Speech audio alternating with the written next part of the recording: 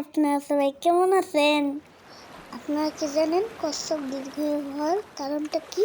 এই ভিডিওতে আমি আপনাদেরকে জানাবো কচ্ছপ দীর্ঘায়ু হওয়ার মূল কারণগুলো। প্রথম কারণ হলো ধীর বিপাক হার।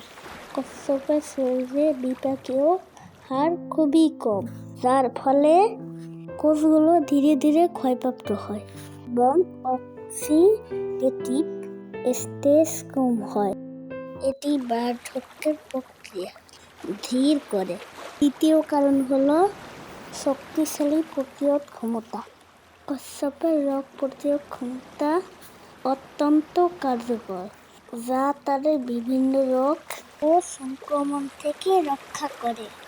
তৃতীয় কারণ হলো আস্তরণযুক্ত শরীর।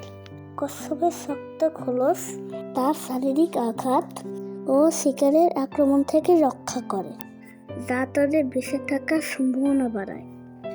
চতুর্থ কারণ হলো পরিবেশের সাথে খাপ খাওয়ানোর ক্ষমতা।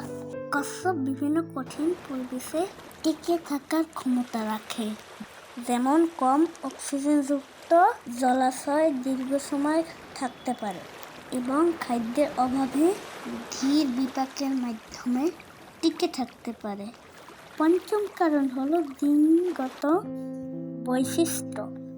গবেষণায় দেখা গেছে কচ্ছপের কিছু নির্দিষ্ট জিন বার্ধক্যজনিত ক্ষতি কমিয়ে দেয় এবং কোষের পুনর্নির্মাণ ক্ষমতা বাড়িয়ে দেয়। এই কারণগুলোর জন্য কিছু কচ্ছপ 150 থেকে 200 বছর বা তারও বেশি সময় বাঁচতে পারে। সবচেয়ে দীর্ঘজীবী কচ্ছপগুলোর মধ্যে রয়েছে এলডাব্রা, জায়ান্ট কচ্ছপ এবং গ্যালাপাগোসীয় কচ্ছপ, যেগুলো 200 বছরেরও বেশি বেঁচে থাকতে পারে। ধৈর্য সহকারে আমার ভিডিওটি দেখার জন্য ধন্যবাদ।